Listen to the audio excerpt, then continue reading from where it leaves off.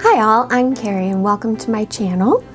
Today's video is a tutorial on how I made the chemisette to go with my pink alligator dress inspired by this art print by Ruth Martin.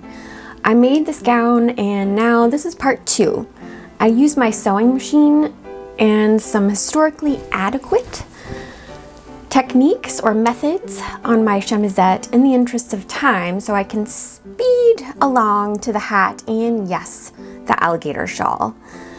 But quite a bit of this chemisette is hand sewn and I'll explain how to hand sew the whole thing as I go along if you want to do that. First, a bit of inspiration. I always like to look at primary sources like extant garments, portraits, and fashion plates before venturing on a new historical costuming adventure or project. As you can see from these fashion plates and portraits, chemisettes are essential components of women's dress during the Regency era, especially for day wear and for older and married women. Chemisettes assist with maintaining modesty and also protect the chest and even the neck from a chill, from wind, and from the sun. Women understood the exposure to the elements could damage the skin and precipitate the signs of aging. You can also see the great diversity in chemisette styles, from modest ruffles and open at the front to stacks of ruffles up to the chin in back closing examples, and also those impossibly spiky ones. I want to eventually make them all out of translucent silk organza and more opaque cotton voile. My project today is a back closing chemisette with 3 stacked ruffles circling the neck. I made this in one day. Janet Arnold's Patterns of Fashion 1 only has front closing chemisettes and without the style of ruffles I wanted. But I used the basic shapes of the front and back panels to create my own gridded pattern. I drew these shapes on the gridded back of wrapping paper I received at Christmas from my dad. Thanks, Dad. Here are the pattern pieces. You can screenshot this image and print it out or draw it on your own 1-inch grid paper. I'm not a very organized person, but I've learned from fellow costumers like Morgan Donner that it is a good idea to write on your pattern pieces so you don't forget what they are for or when you made them, in case you make later versions or you post everything on Instagram and you can cross-check the date. I recommend always making a mock-up before you use your precious silk or fine cotton. I made mine out of an ancient and thin green bed sheet. I rammed the pieces through my sewing machine just to get a sense of how the mock-up fit and if I needed to make major adjustments. I start by sewing the shoulder seams, then hem all sides except the neckline. I didn't bother with the drawstring at the bottom when I tried on the mock-up and decided it was #good enough. This style of chemisette requires a collar to support all those ruffles and to strengthen the neckline. So I measured the neckline to see how long my collar should be.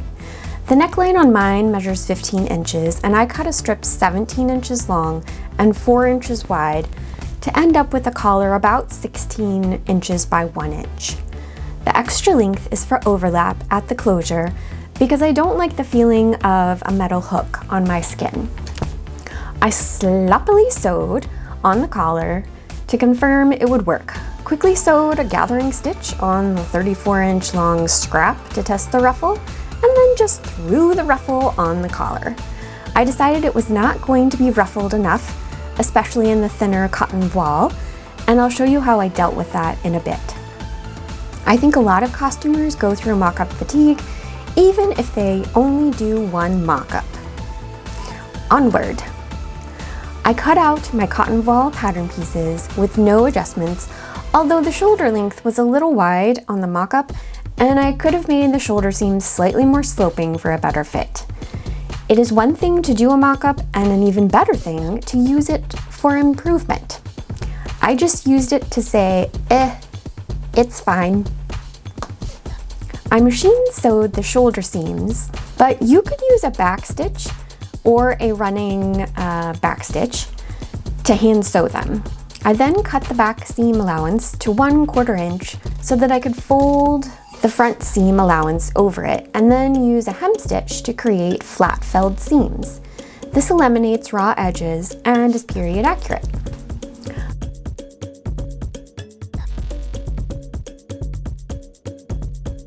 I folded over the back edges 1/4 inch and then 1/4 inch again and machine sewed them close to the edge. You could also use a hem stitch.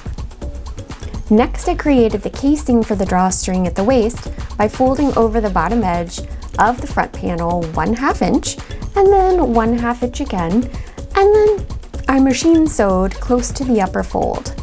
I did the same thing at the bottom of the back pieces or back panels. Now the only raw edge on the chemisette is at the neckline. This will be taken care of by the collar. Again, the collar strip is 17 inches by 4 inches, and I folded it in half long ways, then fold each edge in toward that fold so that the final folded width is 1 inch. At the short ends of the collar, I folded under the edge 1/2 inch and used a running stitch to secure it. Then I pinned the collar open edge over the raw edge of the neckline to encapsulate it. You can use a running stitch or a hem stitch on both sides to secure the collar, but I just machine sewed it down because it will not be seen beneath the ruffles. I made each ruffle out of a strip of cotton voile that was 70 inches long and 4 inches wide.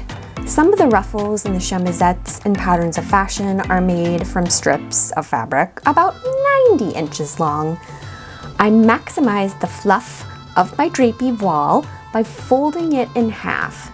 This also maximized my time because it allowed me to avoid finely hemming more than 200 inches of ruffle edges. I did hem the short ends with running stitches and then using a separate thread, doubled and waxed, to whip gather the raw edge of the folded fabric. My whip stitches for gathering are 1/4 inch. After making 3 of these curly monsters, I attached them to the collar using hem stitches. The first one is attached at the collar seam, stitching down the whip gathered edge. Then I finger pressed the ruffle down towards the body of the chemisette. The second ruffle is attached the same way, but halfway up the collar, and this is also finger pressed. The last ruffle is attached just below the top edge of the collar, or as close to it as you can get, and then finger press down towards the others. I spaced the ruffles out along the collar to create more volume, and I also did not want to try to stitch them all in the same spot at the neckline. I guess you could. I might try that next time to see what difference it makes. I also wanted a collar to protect my neck from the rougher whip-gathered edges.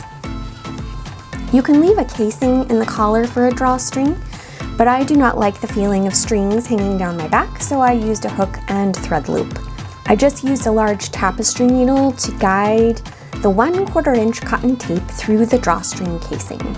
And it is done. It's not quite the Dilophosaurus from Jurassic Park,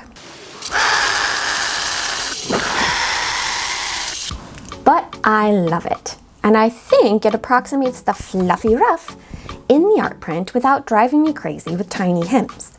It's basically whipped cream or marshmallow fluff for my strawberry ice cream alligator dress. Next up will be the bonnet and possibly a toothy reticule. If you liked this video, please give it a thumbs up, and I would love to have you as a subscriber if you want to see more tutorials and sewing adventures. Thank you so much for watching, and please, in the comments below, let me know what you are working on. Do you enjoy making Regency accessories? And please let me know if you have any questions. Bye!